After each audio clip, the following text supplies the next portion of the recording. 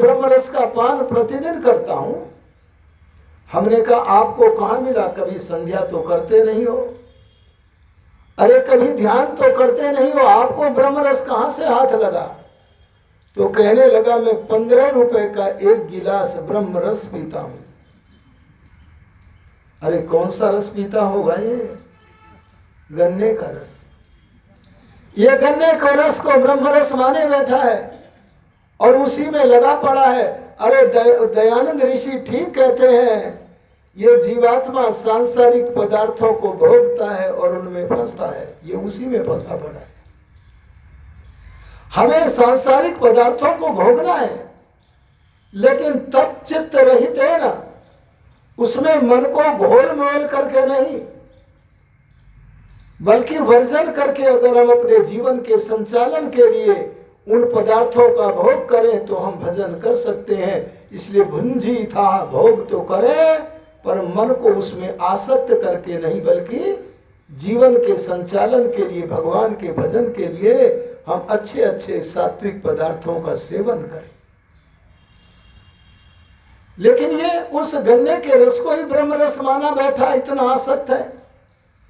एक दूसरा मनुष्य कहता, अरे मानव तू इतना मत, केवल 15 रुपए में मिलने वाले रस को ही तू ब्रह्म रस मानता है रे। अरे तेरे से बड़ा रस तो मैं पीता हूं। बोले तुम कौन सा पीते हो? बोले मैं 30 रुपए का एक गिलास। क्यों जी, ये कौन सा रस पीता होगा? मौसमी का। तीसरा सांसारिक व्यक्ति कहता है तू भी मत इतरा, मैं तेरे से भी अधिक विशेषता वाला रस पीता हूं। और मैं कौन सा रस पीता हूं? 60 रुपए का, 70 रुपए का एक गिलास। आहा, ये अनार के रस को ही ब्रह्म रस माने बैठा है। ए संसार के मनुष्यों, ये संसार के फलों के जो रस हैं, ये निश्चित रूप से हमारी शारीरिक उन्नति के लिए आवश्यक है, इनका सेवन करो। लेकिन इसके साथ साथ अंतर्मुखी होकर हम ब्रह्म रस की ओर भी गमन करने का प्रयत्न करें, अन्यथा मानव जीवन का उद्देश्य पूर्ण नहीं होगा। और वो ब्रह्म रस क्या है? मैंने कल भी बताया था, आनंद। अरे बोलो क्या है? ब्रह्म माने सबसे बड़ा। देखो मैं ब्रह्म को नहीं बताता हूं, आप लोग भगवान के भक्त लोग बैठे हो कि नहीं? कौन कौन भगवान के भक्त हो? अरे हाथ खड़ा करो जरा, अरे कर दो अगर हो तो। बहुत कम लोग हैं भक्त भगवान के। क्यों जी, बाकी जो हाथ खड़ा नहीं कर रहे वो नहीं है क्या? अच्छा, अगर आप भगवान के भक्त हो तो ये बताओ कि आपके घर में भगवान का चित्र है कि नहीं? अरे जिसके घर में है लंबा सा हाथ खड़ा करो, दिखे तो इस तरह लंबा करना, एकदम नीचे मत करो, गिन तो लूं। हाँ, बहुत लोगों के घरों में भगवान का चित्र है। ए भगवान का चित्र रखने वालों, भगवान को समझो कि भगवान कैसा है। अच्छा ये बताओ, भगवान चेतन है कि जड़ है? हैं जी? पक्की बात है ना? और वो चित्र है, वो चेतन है कि जड़ है? अरे सुनो सुनो सुनो, मेरा चित्र तो खींचेगा, अरे श्री राम का चित्र तो खींचेगा, वे मनुष्य थे, महापुरुष थे। अरे योगी राज कृष्ण का चित्र तो खींचेगा, लेकिन भगवान का चित्र तो संसार में कोई खींच नहीं सकता। अच्छा, आप सबके पास कैमरे हैं, कैमरे से किसी स्थूल वस्तु का नाम लेता हूं, जैसे कि मिट्टी। बोलो, मिट्टी आंखों से दिखती है कि नहीं? तो मिट्टी का चित्र खींच लोगे कि नहीं? खींच लोगे। आप विचार करना, जिन्होंने हाथों को खड़ा किया है, अभी हमें यहाँ 6 दिन और रहना है आज सहित, और किसी के मन में कोई भी प्रश्न हो, हमारे संचालक महोदय को अथवा यहाँ के वक्ताओं को किसी को भी दे दो, यहाँ से समाधान किया जाएगा। अरे सनातन धर्म का एक ही तो मंच है जो ये नहीं कहता कि जहां जूते उतारते हो वहां शंका रख के आओ, बल्कि सनातन धर्म का एक ही आर्य समाज रूपी सत्संग है जो कहता है कि अगर कोई जिज्ञासा हो तो समाधाता उसका समाधान करेंगे, आप उसे यहाँ प्रस्तुत करो। बोलो सोनीपत में बड़ी घटना घट रही है कि नहीं? क्योंकि आर्य समाज का सत्संग वैदिक यज्ञ समिति के माध्यम से हो रहा है। अच्छा, मिट्टी से पतली वस्तु क्या है? जल। अरे बोलो क्या है? जल का फोटो खींच लोगे कि नहीं? आंखों से दिखता है तो खींचेगा। अच्छा, जल से महीन चीज क्या है? जल से सूक्ष्म है अग्नि। अरे यज्ञ कुंड में प्रज्वलित अग्नि दिखती है कि नहीं? अरे जब प्रज्वलित अग्नि आंखों की पकड़ में आती है तो निश्चित जानो हमारे कैमरे की पकड़ में भी आवेगी। अच्छा, इस अग्नि से सूक्ष्म पदार्थ क्या है? जरा विचार करो हाथ खड़ा करने वालों। वायु। वायु आंखों से दिखता है क्या? अरे इतना महीन है, अरे इतना बारीक है, सुनो सुनो, इतना सूक्ष्म है वायु कि किसी की भी आंखों के नजर में नहीं आता, दृष्टि में नहीं आता। जब आंख नहीं पकड़ सकती तो क्या संसार का कोई कैमरा पकड़ लेगा? अरे बोलो। अरे जब साकार वायु का चित्र नहीं खींच सकते सूक्ष्म होने के कारण, तो जो संसार में सबसे सूक्ष्म सत्ता है अणोरणीयान है। अरे अणोरणीयान ही नहीं, महतो महियान भी है। ऐसे अत्यंत सूक्ष्म परमात्मा का चित्र, ये अपने घर में भगवान का चित्र रखने वालों, बताओ ना तुम कौन से कैमरे से खिंचवा लाए हो?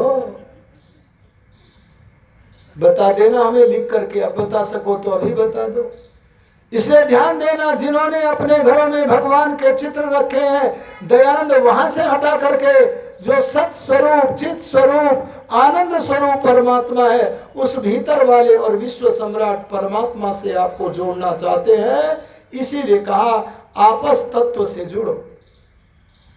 आप का अर्थ मैंने ब्रह्म किया, तो मैं थोड़ा सा ब्रह्म पर भी बोल करके आगे बढ़ता हूं।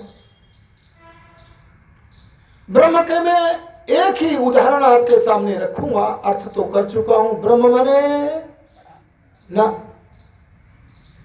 बड़ी तो आपकी माता जी भी है, अरे बड़े तो आपके पिताजी भी हैं, वे ब्रह्म थोड़े ही हैं। ऋषिदान ने बड़े सावधान होकर के अर्थ किया, सर्वेभ्यो बृहत्वाद ब्रह्म। ये संसार के कुछ नाम मात्र के बड़े अपने को ब्रह्म होने का दावा न कर दे, इसीलिए स्पष्ट करते हुए बोले जो संसार की सत्ता सबसे बड़ी है, बोलो उसका नाम क्या है? ब्रह्म। न त्वावा अन्यो जातो न जनिष्यते। अरे परमात्मा से अधिक तो छोड़ो, परमात्मा के तुल्य भी न हुआ था, न है, न होगा। ऐसी जो सत्ता है वो परमात्मा क्या है? ब्रह्म। मैं आपकी भाषा में ब्रह्म को और थोड़ा व्याख्यात करता हूं। संसार में जिसके विश्व विक्रम को, विश्व विक्रम माने रिकॉर्ड को, अरे हम रिकॉर्ड बनाते हैं तो टूटते हैं कि नहीं? सचिन तेंदुलकर ने रिकॉर्ड बनाया तो गावस्कर ने तो उसने सहवाग ने तोड़ दिया। अरे कभी कोई विराट कोहली ने तोड़ दिया। माने मनुष्य रिकॉर्ड बनाता है और आने वाले मनुष्य उसके रिकॉर्ड को तोड़ देता है।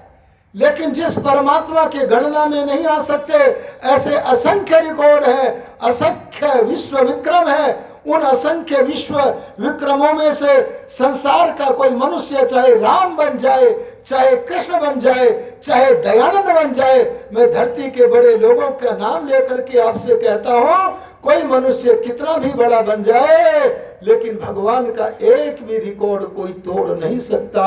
जिसका रिकॉर्ड एक भी कभी नहीं टूटता, बोलो उसका नाम क्या है जी? ब्रह्म। अरे बोलो क्या है? आ गया ना समझ में? आपके घरों में साईं का फोटो है कि नहीं? अरे किसी के घर में हो तो बताओ। ये आखिर तक अपना आस्था ग्रंथ है, जंगली आदमी की लिखी हुई पुस्तक कुरान को मानता रहा, मांस खाता रहा। भला ये हमारा आदर्श बन सकता है? ऐसे गंदे गंदे फोटो को हम सनातनी लोगों को, सज्जन लोगों को, दुनिया के किसी भी बढ़िया व्यक्ति को नहीं लगाना चाहिए, क्योंकि ऐसे लोग हमारे आदर्श नहीं हो सकते। अरे हमारे आदर्श तो राम प्रसाद बिस्मिल है। अरे हमारे आदर्श तो स्वामी श्रद्धानंद पंडित लेखराम, गुरुदत्त विद्यार्थी, महर्षि दयानंद, ब्रह्मा से लेकर जैमिनी पर्यंत ऋषि हैं, उनके चित्र लगाओ। लेकिन मैं आपसे कहना चाहता हूं कि भगवान का कोई रिकॉर्ड नहीं तोड़ सकता। जैसे एक रिकॉर्ड, बस रिकॉर्ड तो सैकड़ों पर एक बताता हूं। आपके इस सामवेद यज्ञ में जो आप लोगों ने दीपक रखा हुआ है, आदरणीय सुधांशु मित्र जी, वो दीपक बढ़िया है कि घटिया है? हाँ हाँ, अच्छा ही है, मुझे भी बड़ा अच्छा लगा था, आप भी देखो अच्छा है। अरे आपने बहुत अच्छा दीपक बनाया, और दीपक बना करके उसमें बहुत बढ़िया बत्ती बनाई ऊर्ध्वमुख, और उसमें गाय का घी डाला, अग्नि से प्रज्वलित कर लिया। लोग देखते रह गए, बोले वाह वाह सुंदर दीपक बना है। लेकिन आपका जो दीपक बढ़िया बना, उससे भी अच्छा दीपक कोई दूसरा बना सकता है कि नहीं? देखो ये क्या कहते बना सकता है। अरे आपके रिकॉर्ड को तोड़ा जा सकता है, और आपने जो बढ़िया बनाया उससे भी बढ़िया कोई बना सकता है। लेकिन भगवान ने जो असंख्य दीपक बनाए, अरे जो नास्तिक है उन लोगों को भगवान के बनाए हुए दीपक दिखाओ, कहो कि ये दीपक संसार की कोई सत्ता कितनी भी बड़ी बन जाए नहीं बना सकती। इससे पता चलता है कि कोई सत्ता है जो इतने बड़े बड़े दीपक को बनाती है, जैसे सूर्य। अच्छा, अगर दुनिया के सारे वैज्ञानिक मिलकर एक ऐसा बड़ा दीपक बनाने का प्रयत्न करें जिससे सारे हरियाणा को प्रकाशित किया जा सके, बोलो बना सकेंगे क्या? अरे भगवान ने ऐसा दीपक बनाया जो यथा समय यथा व्यवस्था सारी पृथ्वी को अकेला ही सूर्य एकाकी चरती, अकेला ही सूर्य यथा समय यथा व्यवस्था सारे भूमंडल को प्रकाशित करता है। बोलो इस रिकॉर्ड को कोई तोड़ देगा क्या? अरे जिसका रिकॉर्ड नहीं टूटता ना, वही ब्रह्म है। आजकल बहुत सारे नकली गुरु घूम रहे हैं और चेलों को तैयार कर रखा है, बोले तुम हमें भगवान घोषित करो, हम मौन रहेंगे तो आंख के अंधे गांठ के पूरे हमें ही भगवान मानने लगेंगे। और कई लोगों ने तो सोचा कि हमें कुछ लोग भगवान नहीं मानेंगे तो गुरु के रूप में ही अपना पूजन कराएं, और उन्होंने एक वो वाक्य बोलने लगे, गुरु गोविंद दो खड़े काके लगाओ पाए। ऐसे ऐसे वाक्य बना बना करके अपना पूजन करा रहे हैं। अरे भगवान के पूजन से हटा रहे हैं। अरे सच्चे गुरु के दर्शन करो।